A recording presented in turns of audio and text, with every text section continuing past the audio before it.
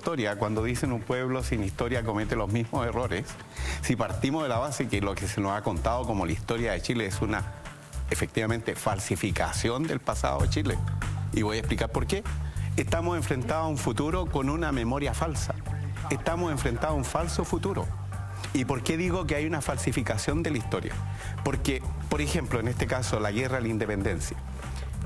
La guerra de independencia supone a Chile como colonia, y eso lo suponemos todos porque es lo que se nos enseñó. Pero la guerra de la independencia en realidad es una guerra de republicanos contra monarquistas. No es una guerra de chilenos contra españoles. Una guerra civil. Es una guerra civil donde se enfrentan dos regímenes jurídicos. Y decir eso, decirlo efectivamente, este es un enfrentamiento, una confrontación entre monarquistas y republicanos, es acercarse un poquito más a la verdad. Pero como dijo mi querido amigo don Sergio Villalobos, también aquí se implanta esa idea de que la historia que se cuenta es la historia de los vencedores. Él dijo, es la historia de la supremacía. Y entonces aquí no se trata de omitir el pasaje en la historia de un sujeto que alguna vez tuvo poder. Aquí lo que ha pasado es que se ha omitido la historia de más o menos el 95% de los chilenos. Y eso es lo que hemos intentado rehacer, recabar. Creo que el profesor Julio Retamal tiene mucha razón cuando dice hay que ir al archivo. Nadie menciona cuántos papeles hay en el archivo, pero sí sabemos que cada cierto tiempo se descubre una nueva carta de Valdivia, una nueva carta de O'Higgins. Y los otros millones de papeles, ¿de qué hablan?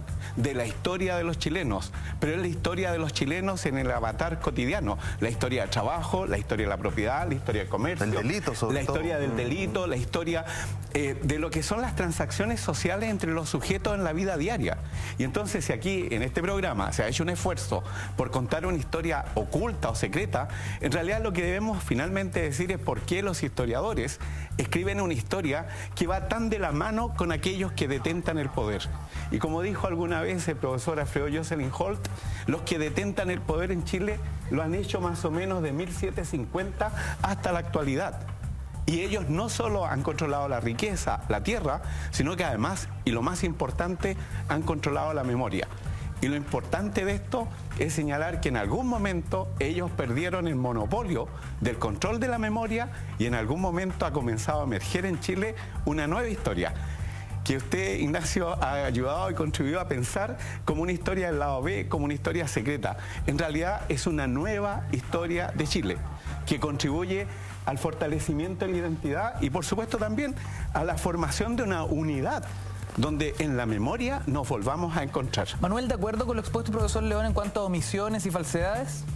Yo creo que principalmente hay una omisión y un olvido creado también. Lo que vemos hoy en día son las distintas memorias que están combatiendo por surgir, por aparecer, por entregar también su testimonio. Por ejemplo, nos podemos preguntar, bueno, ¿y el rol de las mujeres? ¿Y los niños? ¿Y los vagabundos? Y los extranjeros en Chile. Hay muchas historias y los documentos siempre estuvieron ahí. Lo que pasa es que estamos mirando, estamos ahora abriéndonos a hacernos nuevas preguntas y rescatar a esos actores olvidados de la historia. Cristóbal García Huidobro, ¿qué opina de esta situación expuesta en este programa a esta hora de la noche? Mira, yo estoy de acuerdo con Manuel, en realidad, y ahí yo me distancio un poco de don Leonardo en algo. A ver, efectivamente yo no creo que hayan falsificaciones historiográficas o históricas, a pesar de que, por ejemplo, el mismo Villalobos tiene un gran libro sobre portales en base a eso. Pero eso es más que... A ver, eso implica un trabajo elucubrado, en definitiva, con el fin de dejar oculto algo. En realidad yo voy más por el lado de la omisión y de una omisión racional, es decir, yo decido dejar a otros grupos fuera porque en realidad los encuentro relevantes, ¿ya? Esa es la historiografía de próceres que vamos a encontrar fundamentalmente en el siglo XIX, ¿ya? Ahora, en lo que yo sí estoy de acuerdo con don Leonardo,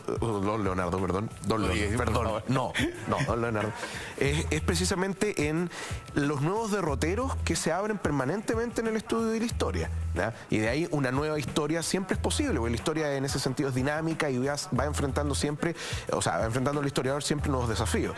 De ahí entonces, si nosotros dejamos en el olvido grupos o personas o elementos de nuestra historia, bueno, hoy día es el momento para rescatarlo. No sé si efectivamente hay una falsificación detrás de esto. Mira, lo de la falsificación, ¿por qué lo señalo? Porque pensando primero que nada, ¿cuál es la primera historia republicana?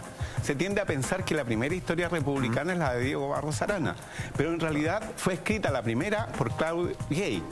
Y Claudio Gay, al momento de firmar el contrato con Diego Portales, recibe de manos de Portales el índice de lo que debe ser esa historia.